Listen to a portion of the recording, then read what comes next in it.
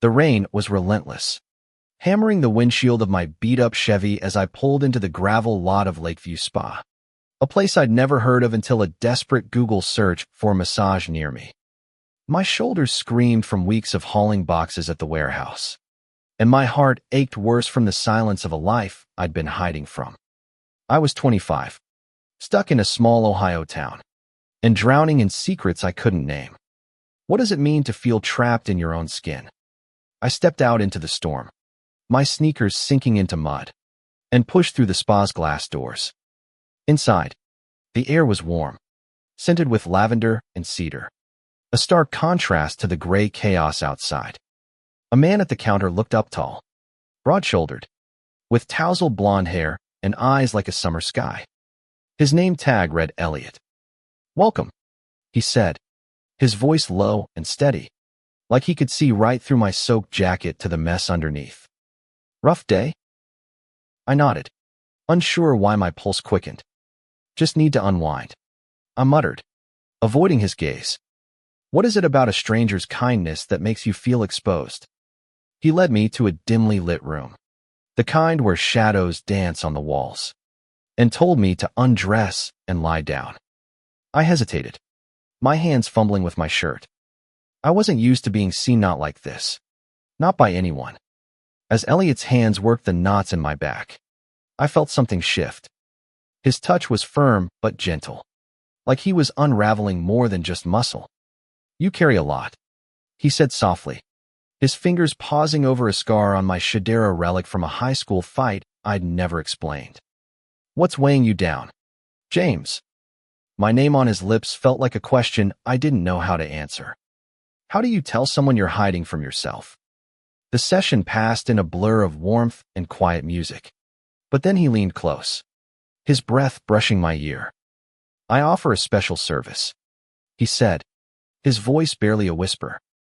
"It's not on the menu, but it's for people who need more." My heart stopped. What did he mean? Was this a test, a trap, or something else entirely? I turned my head, meeting his eyes, and saw something there: vulnerability. Maybe. Or a dare. "What's the service?" I asked, my voice cracking. He smiled, a flicker of something unspoken passing between us. "It's about letting go," he said, "but only if you're ready." Ready for what? I wanted to ask, but the words caught in my throat. Instead, I nodded, and he stepped back, his hands leaving my skin cold. "Meet me by the lake after my shift," he said. 9 o'clock. You'll see. What makes a single moment feel like the edge of a cliff? I left the spa in a daze. The rain still falling, but softer now, like the world was holding its breath. I drove home, my mind racing. Elliot's words echoed, pulling at something deep inside me, something I'd buried under years of shame and small-town whispers. I'd grown up hearing what men like me were supposed to be: straight, silent. But what if I wasn't that man? What if I never had been? At home, I stood in front of the mirror, staring at the stranger in my reflection. My dark hair was a mess, my hazel eyes tired but alive with something new: curiosity, maybe, or fear. I thought of my father, his voice sharp when he'd caught me staring too long at a classmate in high school. "Don't be that way," he'd said, his words a blade. I'd spent years proving I wasn't. But now, with Elliot's invitation lingering, I wondered, what if I stopped running? By 8, I was back in my car, driving toward Lakeview Lake, a place I'd avoided since I was a kid. It was where the town's secrets went to hide, where kids snuck beers and couples carved their names into trees. What was I walking into? The lake stretched out under a bruised sky, the water still as glass. I parked near the dock, my hands trembling as I gripped the steering wheel. Why was I here? What did I want from this night? From Elliot? From myself? He was already there, leaning against a wooden post, his silhouette sharp against the fading light. "You came," he said, his voice softer than before, like he hadn't been sure I would. I stepped onto the dock, the boards creaking under my weight. "What's the special service?" I asked again, My voice steadier now. He didn't answer right away. Instead, he reached out, his hand hovering near mine, close enough to feel the warmth, but not touching. It's about being honest, he said. With me. With yourself. What does honesty cost when you've spent your life lying? My chest tightened as I looked at him, his blue eyes steady, searching. I wanted to run, to laugh it off, to pretend this was nothing. But something in his gaze held me there, like a tether to a truth I'd never dared face. I don't know how, I admitted, the words spilling out before I could stop them. I've never. Me neither, he said, cutting me off. Not until I had to. He stepped closer, his hand finally brushing mine, and the world tilted. What happens when you touch the thing you've always wanted but never named? My breath caught, and for the first time in years, I didn't feel alone. The dock swayed beneath us. Or maybe it was just my legs, unsteady under the weight of what was happening. Elliot's hand lingered on mine, his fingers warm and calloused, grounding me in a moment I couldn't yet understand. How do you process a touch that feels like both a question and an answer? I've been where you are, Elliot said, his voice low, like he was sharing a secret the lake itself might overhear. Hiding. Pretending. It's exhausting, isn't it? I nodded, my throat tight. I wanted to ask how he knew, how he saw through the walls I'd built. But the words wouldn't come. Instead, I looked out at the water, its surface catching the last streaks of sunlight. What does it mean to be seen when you've spent your life in shadows? He sat down on the edge of the dock, patting the space beside him. I hesitated, then joined him, our shoulders close but not touching. The air was cool, carrying the scent of pine and damp earth. I grew up here, he said, nodding toward the town's faint lights in the distance. Preacher's kid. You can imagine what that was like. I could. My own father wasn't religious, but his rules were just as rigid, his expectations just as heavy. What changed? I asked, my voice barely above a whisper. Elliot laughed, a sound both bitter and soft. I got tired of lying, tired of hating myself for something I couldn't change. He turned to me, his eyes catching the moonlight. You ever feel like you're carrying a secret so big it's eating you alive? I swallowed hard, my chest aching. Every day? I thought, but I didn't say it. Instead, I asked, how did you stop? He leaned back, his hands braced on the dock. I didn't. Not at first. I left town, worked odd jobs, tried to be someone else. But you can't outrun yourself. He paused, his gaze distant. I came back last year, started working at the spa, figured I'd keep my head down. But then, he looked at me, a small smile tugging at his lips. Then you walked in. My heart stuttered. What do you do when someone says something that rearranges your world? I wanted to laugh, to brush it off, but his words settled into me like a stone in still water, rippling outward. Why me? I asked, my voice shaking. He shrugged, his smile fading. You look like you needed someone to see you. Really see you. I stared at the water, my reflection blurred and unfamiliar. I'd spent years avoiding mirrors, avoiding truth. Growing up, I'd heard the slurs, the sermons, the casual cruelty of a town that didn't make room for people like me. I'd dated girls, played football, worked hard anything to prove I was normal. But normal never fit. I don't know what I am, I admitted, the words raw and heavy. I've never said it out loud. You don't have to, Elliot said. Not yet. But you can start by being here. With me. He reached out again, his hand covering mine fully now. And I didn't pull away. The warmth of his touch spread through me, easing the knot in my chest. What does it feel like to finally breathe? We sat there for a long time, the silence between us filled with the soft lapping of the lake and the hum of crickets. He told me about his life, how he'd come out to his family, how his father had called him an abomination, how he'd found peace in small moments like this one. I listened, My own story spilling out in fragments.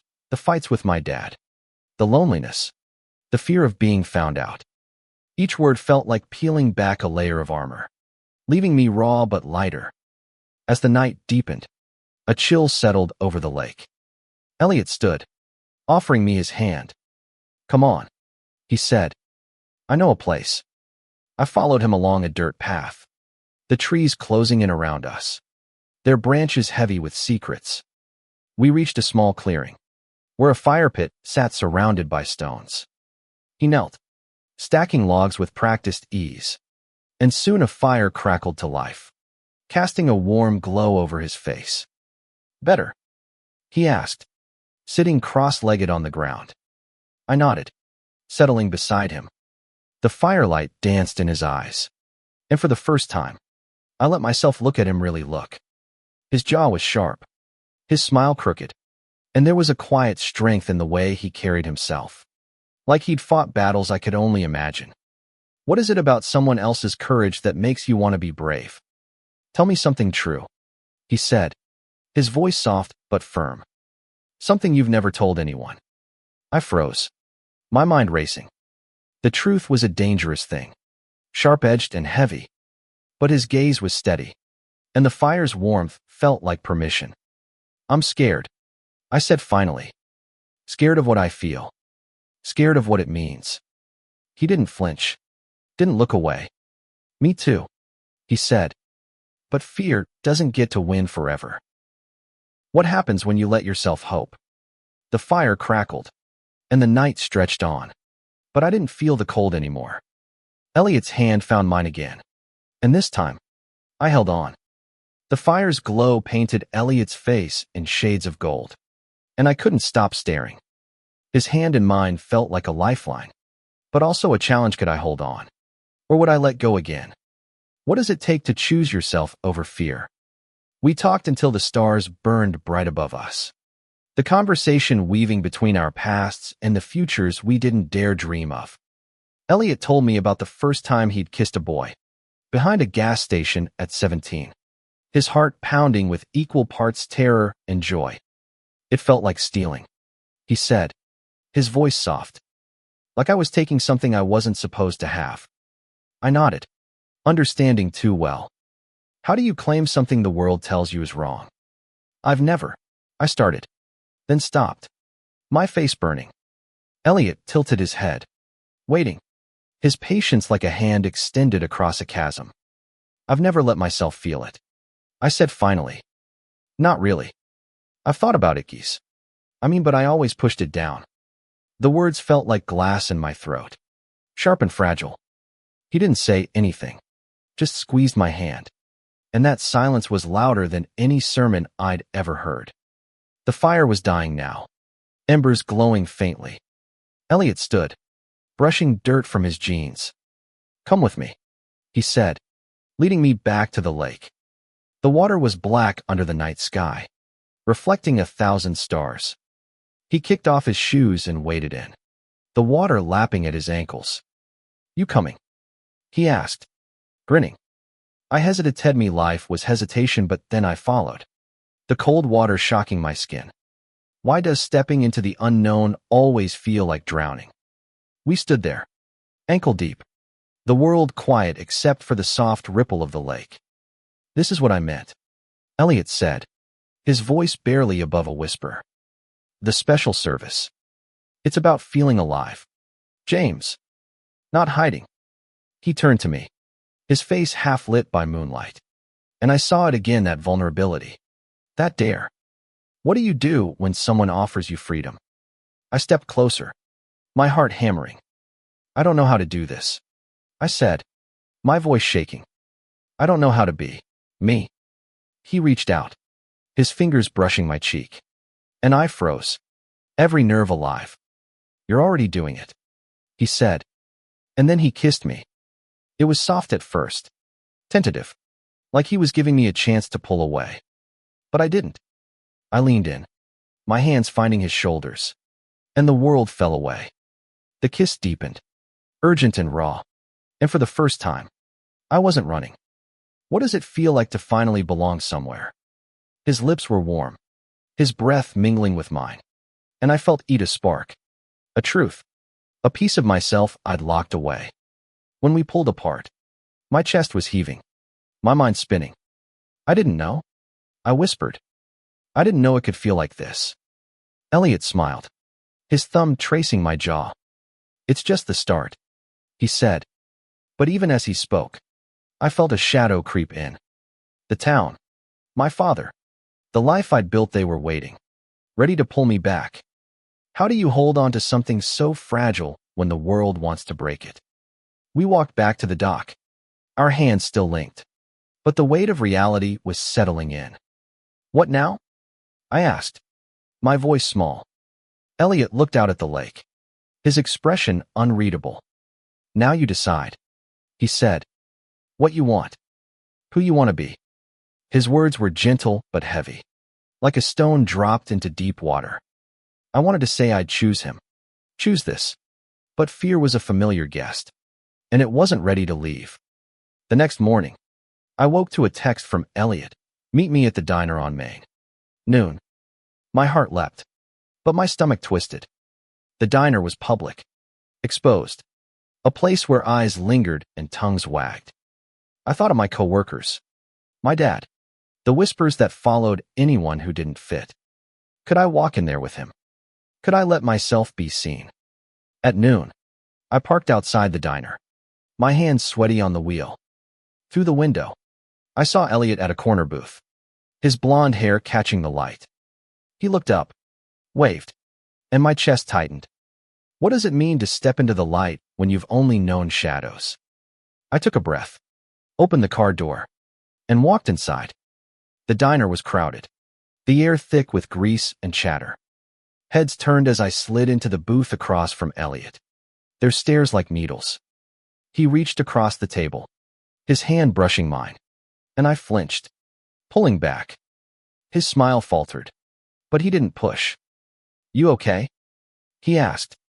I nodded, but I wasn't. The truth was a wildfire, beautiful and dangerous, and I didn't know if I was ready to burn. The diner's fluorescent lights buzzed overhead, casting harsh shadows on the formica table between us. Elliot's hand rested there, open, waiting, but I couldn't reach for it, not here, not with the weight of a dozen eyes on us. How do you choose between safety and the thing that makes your heart race? You're quiet, Elliot said, his voice gentle but probing. He sipped his coffee, his gaze steady, like he could see the storm raging inside me. I wanted to tell him everything, how I'd lain awake all night, replaying our kiss, how it felt like freedom and fear all at once. But the words stuck, trapped behind years of silence. It's just a lot, I managed, my voice low. He nodded, but I saw the flicker of hurt in his eyes. What does it feel like to let someone down when you're trying to save yourself? The waitress approached, her smile tight as she refilled our cups. I caught her glance at Elliot, then at me, and my stomach churned. Small towns have long memories, and I knew what they'd say if they saw us together. I'd heard it before, slurs tossed like stones, sermons preached from pulpits, my father's voice warning me to stay in line. You ever think about leaving? I asked, desperate to shift the conversation. Elliot leaned back, his expression thoughtful. I did leave. It didn't fix anything. You take yourself with you, James. His words hit hard, like a mirror held up to my own running. I dreamed of escaping Chicago, New York, anywhere but here. But what if the cage wasn't the town, but me? What about you? He asked. What's keeping you here? I stared at my coffee, the black surface reflecting my distorted face. My dad, I said finally. He's all I've got. It wasn't the whole truth, but it was close. My mom had left when I was 10, and my dad had raised me with a firm hand and a closed heart. He'd never understand this, never accept it. What do you owe a family that doesn't know you? Elliot reached for my hand again, and this time, I didn't pull away. His touch was a quiet rebellion, a spark in the dark. But before I could say anything, the door chimed, and my heart stopped. My father stood there, his work boots heavy on the linoleum, his eyes scanning the room. He saw me, saw Elliot, saw our hands. His face darkened, and I yanked my hand back, my pulse roaring in my ears. "James," he said, his voice low and hard as he approached. "What's this?" I froze, my mouth dry. Elliot sat up straighter, his jaw tight, but he didn't speak. "How do you explain something you barely understand yourself?" "Just having lunch," I said, my voice barely audible. My father's gaze flicked to Elliot, then back to me, and I saw the accusation there, the same one I'd feared my whole life. He didn't stay, just turned and left, the door slamming behind him. The diner went quiet, every eye on us. Elliot's face was unreadable, but his voice was steady. "You don't have to do this alone," he said, "but you have to choose." "Choose what?" I wanted to scream. Choose him. Choose myself. Choose a life I didn't know how to live. That night, I went home, the silence of the house suffocating. My father was in his recliner, a beer in hand, the TV blaring. He didn't look at me, but his voice cut through the noise. "You're better than this," he said. "Don't throw your life away." His words were a fist, bruising something deep inside. What does it mean to be better when better means denying who you are? I drove to the lake again, needing air, needing Elliot. He was there, waiting by the dock, his silhouette soft against the moonlight. "I saw it," he said as I approached. "Your fear? It's okay, James. It's okay to be scared." I shook my head, tears burning my eyes. "It's not okay. He'll never." I couldn't finish. Elliot pulled me close, his arms strong and warm, and I let myself break, just for a moment. "We don't have to figure it all out tonight," he whispered. "But you're not alone anymore." His words were a lifeline, but the weight of my father's disapproval, the town's judgment, pressed down on me. What happens when the world you know and the world you want can't coexist? The next day, I went back to the spa, needing to see him, needing to know this was real. But the woman at the counter said Elliot had called in sick. My heart sank. Had I pushed him away? Had I ruined this before it even started? I drove to his apartment, a small place above a hardware store, and knocked. No answer. Panic clawed at me. What if he'd given up on me? I stood outside Elliot's door, my fist hovering, the silence inside louder than the traffic below. Had I lost him already? Before I'd even had the courage to begin? What does it cost to stand still when everything in you wants to move forward? Finally, the door creaked open, and there he was, pale, tired, but his eyes lit up when he saw me. "James," he said, his voice rough, like he'd been fighting his own battles. "I didn't think you'd come." I stepped inside, the small apartment cluttered with books and plants, a sanctuary of someone trying to rebuild. "I had to," I said. "I couldn't leave things like that." We sat on his worn couch, the space between us heavy with unspoken words. "I'm sorry about yesterday," I said. "At the diner." I panicked. He nodded, his expression soft but serious. "I get it. It's hard. But you can't keep running from yourself." His words echoed my own thoughts, sharp and true. How do you stop running when it's all you've ever known? I told him about my father, about the years of hiding, the weight of his expectations. Elliot listened, his hand resting on my knee, a quiet anchor. "My dad disowned me," he said when I finished. "But I found my own family, people who see me for who I am. You can too." His words were a promise, but also a challenge. Could I build a life that was mine, not my father's? That night, we went back to the lake, the place where it all began. The water was calm, the stars bright overhead. Elliot took my hand, leading me to the dock's edge. "This is where we started," he said, "but it's not where we end." He kissed me again, slow and deliberate, and I felt the world shift, the pieces of myself falling into place. What does it mean to choose love over fear? The days that followed were a blur of courage and doubt. I saw Elliot when I could, quiet moments at the lake, stolen glances at the spa. But the town was watching, and whispers followed. My father confronted me again, his voice cold. You're throwing your life away for what? A phase. I wanted to scream that this wasn't a phase, that it was me. But I stayed silent, the old fear gripping me. Then came the night that changed everything. I found a note at the spa, slipped under the door of the massage room. Meet me at the clearing. Midnight. I drove to the lake, my heart pounding. The fire pit was lit, and Elliot stood there, his face glowing in the firelight. I'm leaving, he said, his voice steady but sad. This town, it's not home anymore. Come with me. My breath caught. Leave. Leave my father, my job, the only life I'd known. Where? I asked, my voice shaking. Anywhere, he said. Somewhere we can be us. His eyes were bright with hope, but also fear, and I realized he was as scared as I was. What do you do when the person you love asks you to leap? I thought of my father, of the diner, of the years I'd spent hiding. I thought of Elliot's hand in mine, of the firelight, of the kiss that had set me free. Okay, I said, the word small but seismic. He smiled, pulling me into his arms, and for the first time, I felt whole. We left that night, my Chevy packed with what little we needed. The road stretched out before us, endless and unknown, but Elliot's hand on mine was enough. The town faded in the rear view, and with it, the weight of who I'd been. What does it mean to be free?